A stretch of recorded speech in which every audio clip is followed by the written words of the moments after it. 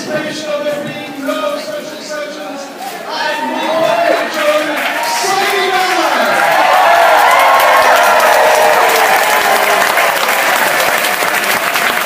Hello, this is Tom Hood, CEO of the Maryland Association of CPAs, and we're reporting here on April 8th at Sine here in Annapolis.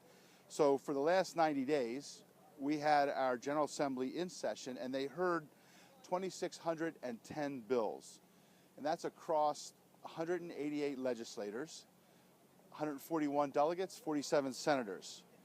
Now, this session, we monitored and testified on 21 bills, and here's a recap of some of the big ones. When we started session at CPA Day, we had three major objectives: defeating sales tax on services if it were to come up again, maintaining contributory negligence, and defeating comparative fault if it were to be introduced, and then passing the state board reauthorization bill, which came in this year. So the good news is sales tax did not come in, so we don't have to worry about that. Contributory negligence did not come up as an issue.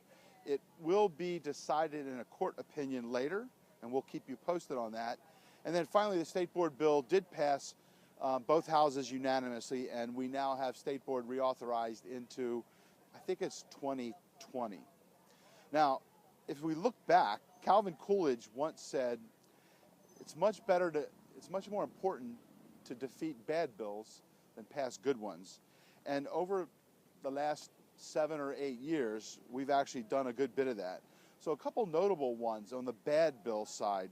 Maryland Corporate Accountability, which came up after Sarbanes-Oxley, defeated in 2003.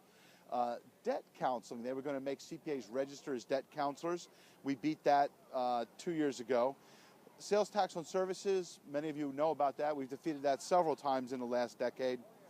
There was a cemetery bill that would have taken away the requirement for audit. That got defeated. And then there was a tax preparer bill that we amended, got CPAs exempt from, and amended it for how they were going to refer to registered tax preparers.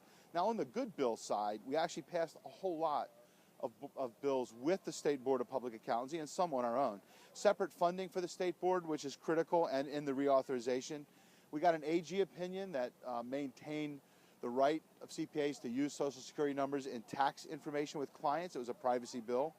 The experience requirement was put in so that we could actually qualify for mobility. We passed mobility in a major effort.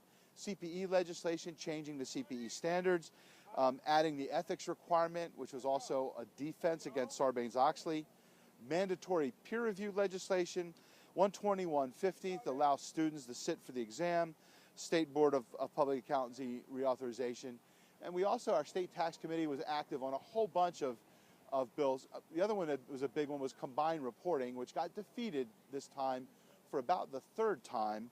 And we defeated that not because it was a bad tax, but because it was a bad compliance. We required more time for CPAs to get up to speed on that bill. So overall, it was another great General Assembly. And this year we don't have all the drama we had last year, so we're now good for 9 months. So we'll see you January 15th, CPA Day in 2014. Thank you.